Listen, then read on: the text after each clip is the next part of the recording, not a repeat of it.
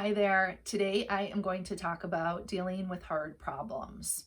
So, in my personal and professional experience, I find that a lot of people overcomplicate problems or they don't identify the correct problem and then they get stuck. So, I have found that by following a few easy steps, it makes the problem solving process a little less complicated and we are less likely to get stuck. So the three steps are, and I'll go into the specifics in a minute, but the three steps are to identify the problem, decide to do something about it, and then take action. All right, identify the problem.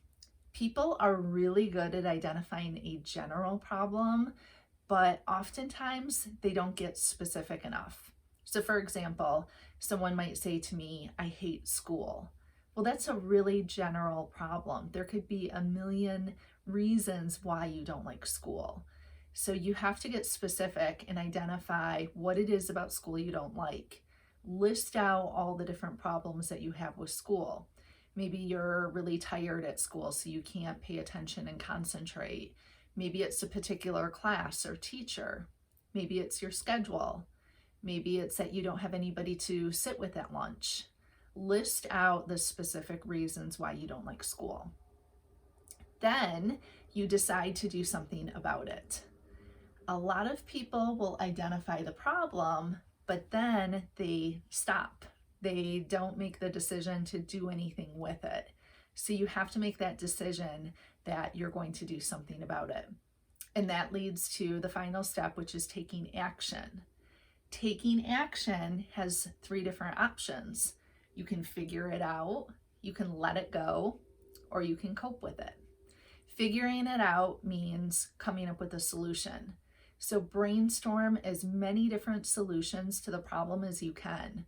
Just set a timer for 2 minutes, write down all the different possibilities. Don't worry how weird or unrealistic they are. Just write them all down. And then afterwards, go through them or talk them through with a trusted person and see if you can come up with a solution that's realistic for you. So going back to the example of not liking school, maybe you've identified it's a particular class.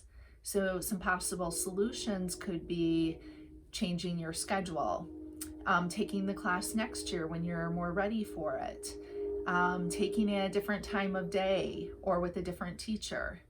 What are some possible solutions? And then choose the one that works best for you. Or you might have to let it go. Letting go of the problem means that we no longer are going to dwell on it.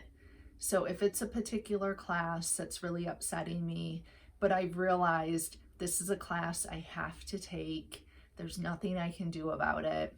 This is the only teacher who teaches the class. I'm just going to have to let it go. I'm not going to focus on it or worry about it anymore. Or the last one, I can decide that I'm going to cope with it.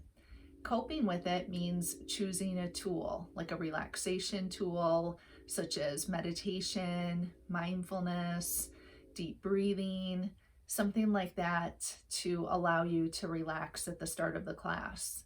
Or maybe you decide to cope with it by focusing on what you get out of the class, why you're taking it, why it's important that you're there. But choose a coping tool that works best for you. All right, so those are the steps to problem solving. I hope this was helpful, and I will see you in the next video.